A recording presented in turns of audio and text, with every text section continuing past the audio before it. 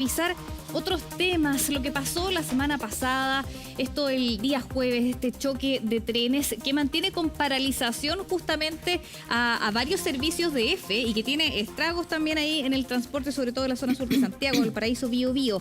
Bueno, el ministro de Transportes ha anunciado una auditoría internacional para investigar las causas de este accidente. Algo que es importante porque justamente el paro es porque los maquinistas piden mayor seguridad. Así que esperamos que esa auditoría se concrete pronto. El paro ya se extiende todavía para este día martes, pero Tamara Escobar preparó una nota y la pasamos a revisar.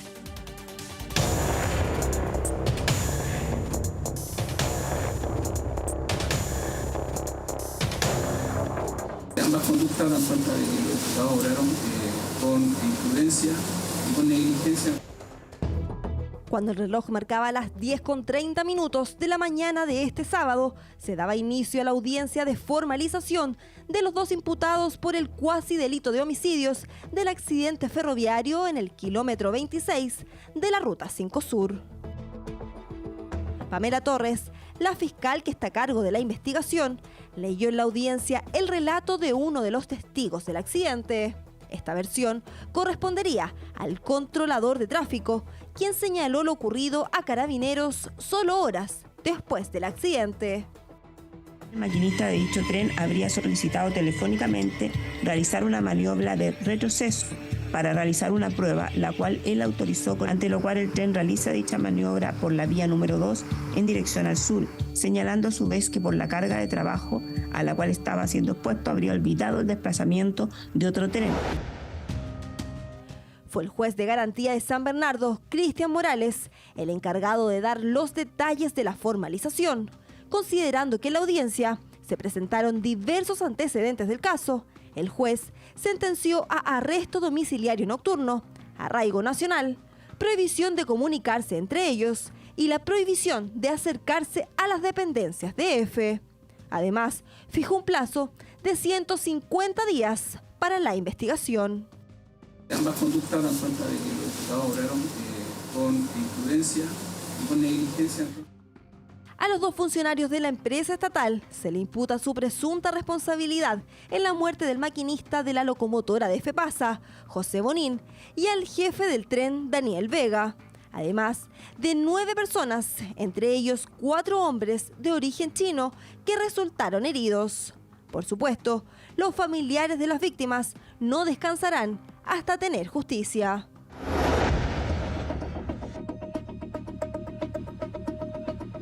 Aquí hay personas responsables de lo que pasó, porque esto fue una falla humana. Entonces nadie puede decir no, que esto fue negligencia. Esperamos como familia es que se descubra la verdad entera, completa. Y después de eso que sepamos toda la verdad y todo Chile sepa la verdad, vamos a buscar justicia, que eso es lo que también queremos. O sea, esto no puede quedar así, esto tiene que ser un punto de inflexión en el transporte de carga o de pasajeros en nuestro país, porque está claro que las condiciones no están dadas. Va a ocurrir una situación que sucedió, lo estaba analizando yo y viendo y que la tecnología avanzada considerábamos que estaba todo superado y que ya podíamos transitar tranquilamente, confiadamente. Pero a causa de errores humanos, causó la tragedia y la pérdida de 2 seres humanos. Todo esto se remonta al jueves pasado 20 de junio. El reloj marcaba las 12:11 cuando estas cámaras de seguridad captaron el momento exacto en que una máquina de carga de la empresa Ferrocarril del Pacífico, FEPASA, impactó de frente por el mismo riel con una máquina de pruebas de la empresa EFE. Esto a la altura del sector Lo Herrera, en la comuna de San Bernardo. Iba el tren, metro C, y ahí chocó con el otro, y la arrastra.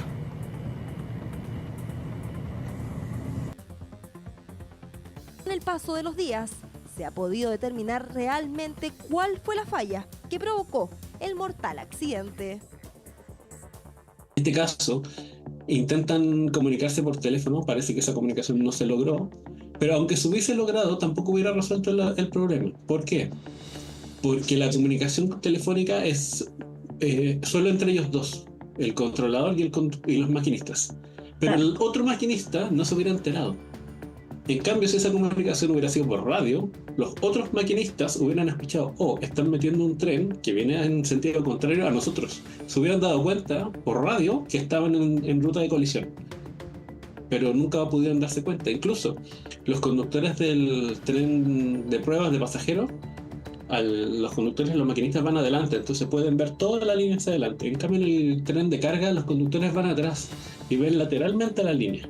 Entonces, por eso ellos quizás no pudieron ver de cerca, no pudieron ver con tanta facilidad que se les acercaba el tren. Aunque lo hubieran visto, igual sus posibilidades de frenar eran nulas, porque es un tren muy pesado. Tal como ya se los adelantamos, una misma vía utilizada por dos máquinas en sentido contrario. Fue uno de los ocupantes que relató el momento exacto del accidente y así fue como lo vivieron a bordo del tren. Pasada la medianoche observamos que aparecen las luces del tren. Este tren viene por nuestra vía. Seguimos en la cabina y el maquinista mantuvo la velocidad unos segundos. El maquinista dice, viene por nuestra vía, arranquen. Así que rápidamente les dije a las personas que estaban en el vagón que nos trasladáramos lo más atrás posible. No me di cuenta si el maquinista activó el freno de emergencia. Me imagino que lo hizo porque es el protocolo que hay que hacer antes de abandonar la cabina.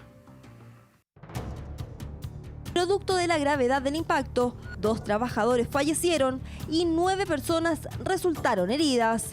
¿Se pudo haber evitado este fatídico accidente? Sí, era totalmente prevenible. Porque, primero, los trenes por defecto deberían andar por sus derechas, aunque ya dijimos que podía ser bidireccional, pero siempre debería ir por su derecha. En este caso iba por su otra pista, por la otra vía, por el otro canal. Ya eso es algo que debería ponerlos en alerta. Pero lo primero es que el sistema de control, que se llama CTC, Sistema de Control de Tráfico, estaba no operativo, que es lo que dicen los trabajadores de FEPASA. Y no estaba operativo hace varios días. Entonces, esto se hubiera prevenido, sí, se hubiera prevenido si el sistema de control de tráfico estuviera operando. Pero no puede ser de que tengamos un sistema con un nivel de mantenimiento tan bajo. Por ahora, hay 150 días de investigación por delante, etapa en la que las cajas negras de ambas máquinas podrán aportar mayor información para determinar qué falló en el accidente ferroviario más impactante de los últimos 40 años en nuestro país. Muy buena, muy profunda la nota que acabamos de ver de Tamara Escobar sobre esta situación que ocurrió la semana pasada, que deja a 2 personas muertas, 9 personas heridas y una investigación, pero también que deja muchas dudas sobre cómo ha venido funcionando lamentablemente la situación de los trenes en nuestro país. Esto ha sido una olla que se ha destapado a propósito de esta circunstancia. El día del accidente nosotros comentábamos a través de fuentes internas que nos llegaban desde los trabajadores de EFE que había un problema de comunicación manifiesto que se venía anunciando desde hace varios días desde la central de comunicaciones con los trenes. Se ha hablado de llamadas a través de un teléfono celular, lo que no sería lo lógico ni lo adecuado, considerando que hay sistemas de radio punto a punto que están dedicados para esto. Porque imaginarán ustedes lo relevante que es mantener algún tipo de comunicación desde este sistema de control de tráfico con los distintos trenes que circulan por las pistas. Pero además, ahí escuchábamos a Ariel López, ingeniero, que decía que el sistema de control de tráfico no estaba funcionando y no estaba funcionando hace varios días. Entonces aquí yo aplaudo que el ministro de Transporte llame a esta auditoría internacional para investigar esta situación, porque me parece que aquí entramos en una situación muy compleja y que debe ponernos en alerta a todos. De todas maneras, hay que llegar a las causas, ¿no? Al origen de este accidente que lamentablemente dejó a 2 personas fallecidas, 2 trabajadores de la empresa FEPASA, y que genera preocupación, por supuesto, en los maquinistas que ahora están llevando a cabo esta paralización. Lo que sí, ¿qué medidas se podrán tomar para mejorar la seguridad de la ruta? ¿Es directamente la central de control quizás la clave? Bueno, hoy día y ayer los conductores de EFE siguen en paro, no están trabajando, porque ellos lo que nos han dicho es que hace largo rato venían alertando de una serie de situaciones que no se podían mantener y podían ocurrir cosas como lamentablemente ocurrieron. Afortunadamente este tren era un tren de prueba, no iba con pasajeros, choca con un tren de carga. Lamentablemente tenemos que hablar de 2 personas muertas. Quiero ir al ámbito legal primero, Marisa, contigo respecto a las responsabilidades. Sabemos que hay 2 personas que quedaron con una cautelar de prisión en su domicilio a la espera de la investigación de lo que arroje las cajas negras y ver el nivel de responsabilidad que le cabe al maquinista del tren de prueba y también a la persona que estaba a cargo ese día del control, aunque no sé hasta dónde, considerando que nos decían que este sistema de control del tráfico no estaba funcionando. Bueno, ahí tomando en cuenta solo lo que se dijo por la Fiscalía al momento de la formalización, ¿cierto? Aquí la principal causa sería que el controlador, ¿cierto?, autorizó una maniobra de prueba en retroceso del tren DF, ¿cierto? Estaba haciendo prueba y en ese contexto entonces pidió esta autorización al controlador y el controlador le dio autorización. Y lo que se dijo también es que este controlador, con estas palabras, se le había olvidado que venía la otra máquina de FEPAS. Entonces, obviamente esa actuación es una actuación absolutamente negligente, inexcusablemente negligente. Marisa, hay un punto, porque ahora entró este tema de que el tren hizo una maniobra de retroceso que es poco frecuente, que es riesgosa. Tenemos que entender en algún minuto de dónde venía este tren de prueba. Si venía rumbo a Santiago, para en un momento y hace esta maniobra de retroceso, porque en las imágenes que vemos, el tren se ve que va en dirección hacia el sur. Y ahí se encuentra con el tren de carga que venía en dirección desde el sur hacia el centro y ahí se encuentran y chocan. Entonces, ¿de dónde venía y por qué se decide hacer esa maniobra de retroceso y se le permite? Y también, ¿cómo es posible que dependa de la memoria de una persona que diga, se me olvidó que venía otro tren y iban ambos en sentido contrario, porque habitualmente hay trenes que utilizan la misma vía pero en el mismo sentido? ¿Cómo se le olvidó? Y también, ¿por qué iba por la línea opuesta, si ahí nos decían que siempre tienen que circular por su derecha? Claro, le autorizaron toda esa maniobra, cambiarse de pista y en retroceso. Bueno, el punto aquí, y eso lo relevante, es que la investigación debiera arrojar no solo las responsabilidades del maquinista, el controlador, sino de los mecanismos de quienes tienen a su cargo establecer, ¿cierto?, los protocolos de actuación frente a las comunicaciones que deben dar y a los mecanismos de prueba que puedan hacerse eventualmente. Y ahí las responsabilidades, por cierto, van a caer sobre aquellos directivos que tenían la obligación no solo de establecer estos protocolos, sino de controlar que efectivamente estos protocolos se estaban realizando, sobre todo por la circunstancia que tú acabas de mencionar, que estaban sin funcionar estos mecanismos de comunicación ya de hacía varios días. Entonces, obviamente ahí hay una responsabilidad no solo del controlador, sino más arriba aún, ¿cierto?, de las personas que tienen a cargo esto. Una versión de prensa hablaba de una declaración, no formal, sino que palabras del controlador justamente de las vías, que habría señalado que tenía mucha carga de trabajo. Como una de las razones también de esta descoordinación fatal que terminó en este choque de trenes, Marisa. ¿Eso a nivel penal se puede perseguir? ¿Significa algo? No, lo que pasa es que, a ver, por eso decimos que no puede ser, como no me acuerdo lo conversaba, no puede ser que dependa de una sola persona el control de los trenes. No puede ser. Si es así, entonces los mecanismos que están más arriba, los que dispusieron que solo dependiera de una persona, están cometiendo una negligencia inexcusable. Es que eso, Marisa, es grave, porque vivimos se ha fomentado, queremos volver a ser un país de trenes, lo han dicho las autoridades. Y si tenemos, tú utilizaste la frase, un sistema arcaico. ¿Por qué es arcaico? Si uno lo compara con los países desarrollados, con Francia, por ejemplo, o con otros países. Es un sistema arcaico que dependa de una persona. O sea, es gravísimo. Ni siquiera yendo a Francia con el metro. El metro, que también son trenes, tiene un sistema totalmente automatizado. Hoy día vemos metros que ni siquiera tienen un conductor. Todo se coordina automáticamente, habrán computadores, hay centros de control sumamente avanzados. ¿Por qué no podemos esperar algo así para los trenes? Claro, eso... Bueno, precisamente eso es lo que estamos conversando, en el fondo, de que aquí los mecanismos que establecen los protocolos de operación de los controles de ferrocarriles no son los adecuados, y ahí la responsabilidad no es del controlador, sino de lo que establece eso o lo que al menos debieran establecer estos protocolos. ¿Pueden las responsabilidades en términos legales aumentar, es decir, escalar? Sí, precisamente, como dije hace un momento, la investigación debe arrojar todas aquellas personas que negligentemente actuaron o no actuaron y que son la causa de este accidente. Porque puede ser, ¿cierto?, que una persona esté, no sé, haya tenido acceso a trabajo, pero eso no es la causa del accidente. La causa del accidente, evidentemente, la deficiencia en los mecanismos de control de los trenes. Y eso no solamente afecta, como dije, al controlador, sino a aquellos que establecen, ¿cierto?, los protocolos o lo hacen de forma deficiente y no lo controlan. De nivel arriba ya de la empresa. Sí, los directivos. Pero, por ejemplo, ellos no han sido formalizados. Podría ser que la Fiscalía amplíe la investigación, entonces los lleve ahí a una formalización, porque ahora solamente hay 2 personas formalizadas, que es, lo hemos dicho, el coordinador justamente de las vías y el maquinista de este tren de prueba. Nadie más está formalizado. Sí. Yo te pongo un ejemplo. Cuando existieron los incendios en la región de O'Higgins hace unos años atrás, ¿cierto?, se formalizaron a los gerentes. Ellos no tenían la responsabilidad directa de estar,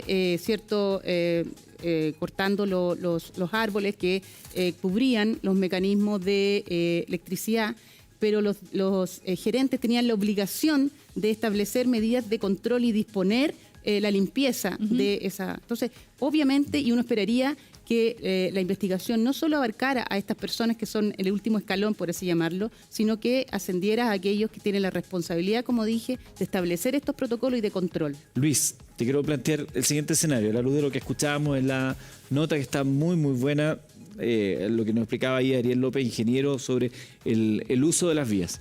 Las vías están y las administra EFE. Por las vías circulan trenes de EFE y de otras empresas, como el de FEPASA, que paga por hacer uso de esas vías y trasladar la carga. Hay un protocolo donde dice que el tren siempre debe conducir por su derecha. Si hay 2 vías y va de aquí hacia allá, voy a ir por la vía de acá y no por la vía de acá. Acá tenemos un tren de prueba que no sabemos si venía hacia Santiago o salió de Santiago, que en un minuto solicita hacer un retroceso. Si hace un retroceso y viene por su vía, por la vía derecha, tiene que cambiar de vía, porque está cambiando la dirección. Quiero preguntarte, a propósito, desde la perspectiva de la disminución de los riesgos en situaciones como este tipo, esto no puede ser simplemente como, oye, voy a cambiar de vía, ¿a dónde me cambio de pista? Tienen que haber protocolos, tienen que haber procedimientos, tienen que haber documentos, algo que avale una situación que pone en riesgo la seguridad y la integridad de las máquinas, de los pasajeros, de todo lo que implica la dinámica de un tren. Sí, mira, a ver, esto tiene muchas aristas que no son cada una fáciles de explicar. ¿Ya? Si bien la normativa o la usanza hace de que el tren, como tú bien decías, vaya por la pista derecha, existen maniobras de anclaje, de sumatoria o de sacar carros que implican el uso de ambas vías en ciertas bifurcaciones. Estoy ocupando el lenguaje más fácil de entender. ¿Ya? Existen puntos en que las 2 vías se comunican por un sistema hidráulico, ¿ya? En que yo pongo el tren por un lado, lo corto, por decirlo un minuto, uno más carros. Bueno, eso responde a 2 sistemas que son redundantes. ¿Qué significa un sistema redundante? Es como si yo voy a verificar que voy a cortar la llave del gas y también lo va a hacer mi hermano y también lo va a hacer mi papá. Todos vamos a hacer lo mismo 3 veces para que no exista ningún tipo de duda. Bueno, hay sistemas redundantes en sistemas de software que van programando el uso de las vías y la prioridad que tiene según horarios, carga, peligrosidad de la carga, muchos factores. Por otra parte está el procedimiento, que es un papel escrito donde se describe tal cual como si fuera una receta de cocina, qué es lo que se debe hacer y cuándo se debe hacer, y eso es un factor humano, en que yo recibo una inducción, capacitación, uso desde el primer día que yo me pongo frente a un tablero. Como por ejemplo los pilotos de aviones, que tienen una lista de check que tienen que hacer antes de subirse a un avión. Mira, si yo soy un piloto de avión hace 15 años, ¿cómo voy a estar haciendo esto de nuevo? Sí, señor. Se hace igual. Se hace todas las veces que tengo que sentarme detrás. Aunque sea aburrido, digamos. No, ellos profesionalmente deben hacerlo. Por lo tanto, eso quizás es una oportunidad de mejora que tiene, en este caso, el Servicio de Administración de Usos de las Vías. Y en tercer lugar, están los sensores. Aquellas ayudas tecnológicas, físicas, que van detectando tanto velocidad, peso, desviaciones, una medida cuantitativa. Por lo tanto, en esas 3, por lo general, sistemas redundantes, es donde se debe dejar la toma de decisiones. En prevención de riesgos no buscamos culpables, buscamos las causas, para que estas causas nos den la enseñanza de que no vuelva a repetirse. Es así como la cultura ferroviaria de Francia, de Inglaterra, de España, incluso España, después del evento de Atocha, que recordemos que fue un atentado terrorista, se tomaron medidas técnicas administrativas de prevención que hasta hoy día son replicables en todo el mundo. Esto nos va a servir para crecer como país. No creo poner en duda, ¿cierto?, el proyecto de Chile ferroviario, sino que, ¿qué es lo que significa esto? Nos da la oportunidad de detectar nuestras vulnerabilidades. Hoy día, si bien la justicia, y voy a dar otra máxima de prevención de riesgo, generalmente la causa del accidente no está donde se produce el accidente. Esto es una máxima, porque hoy día, si bien en San Bernardo fue donde se encontraron estos trenes con una liberación de energía brutal, las responsabilidades del por qué no teníamos un sistema redundante. Exactamente, tenemos el registro de la inducción de la capacitación del operario. El operario estaba en condiciones, eso es básico de prevención. Y tercero, los tomadores de decisión, si no tengo los sensores, si no tengo los cables, si me falta el sistema del software, ¿quién es el responsable real de tener los recursos para que eso funcione? Luis, acá el ministro anuncia esta auditoría internacional para llegar a las causas. ¿Qué nos puede entregar esta auditoría internacional? Que no tengamos acá mayor tecnología o no sé, análisis de las cajas negras del tren. Ya. ¿Qué antecedentes nos podría entregar nuevos? Primero que todo, cuando yo adquiero una nueva tecnología, esta tecnología tiene un instructivo. Lamentablemente, se lo voy a poner en el ejemplo de su caso. Usted se compró un nuevo microcomponente, lo primero que hace es botar el manual de usuario porque no me molesta cómo voy a estar leyendo esto.